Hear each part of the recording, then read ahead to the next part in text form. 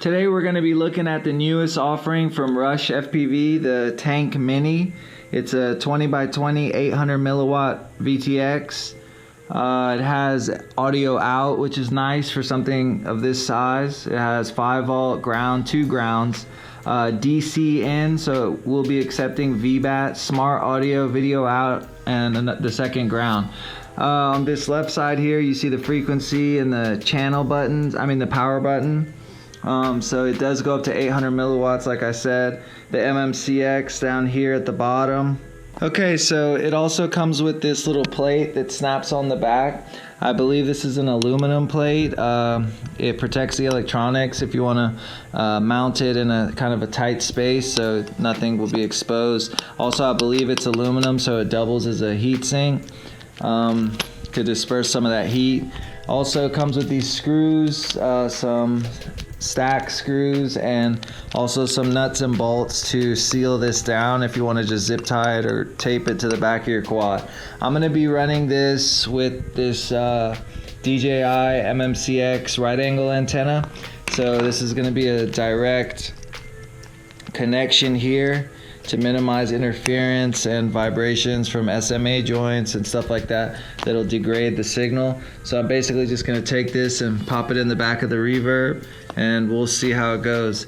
One other thing is, my version only came with this stuff that you see here, minus the antenna of course, but the production version does come with wires to solder, and it also comes with a linear MMCX antenna. So mine didn't come with those things, but I believe that the retail version does come with that. So let's go ahead and throw this on a quad and see how it does. Okay, so I forgot my neck thingy, so I'm just gonna have to hold the remote. But let's see, this is the area that we're in. Might put it in the woods a bit, go behind some of those houses. So let's talk about my goggles. I have the DJI SMA antenna, and I think this is the VAS patch. So that patch is really helping out with that, and I'm using Trudy, so it's like there's no rapid fire magic going on here. All right, let's go ahead and start up the DVR. Okay, everything looks good. Point my patch in the general direction. All right, let's see how far we can go down this road.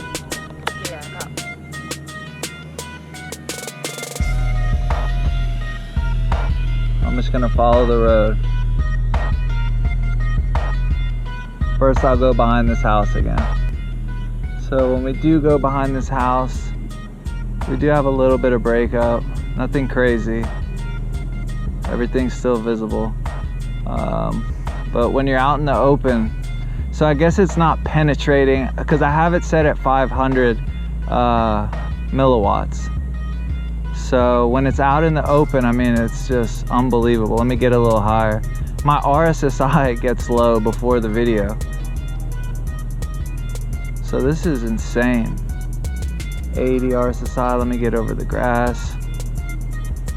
So we're like over people's houses now. I generally don't like doing this, so I'm gonna turn around. Yeah, 74. I don't like to get below 75. So this is great, dude. This is excellent for 500 milliwatts on a 20x20 VTX. Flying pretty low here. Antennas faced away from the quad. This is what I would call long range.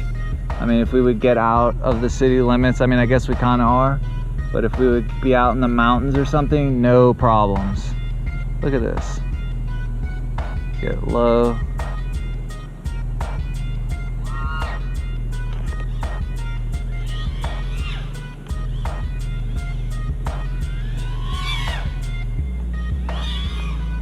All right, let's bring it in. That was good.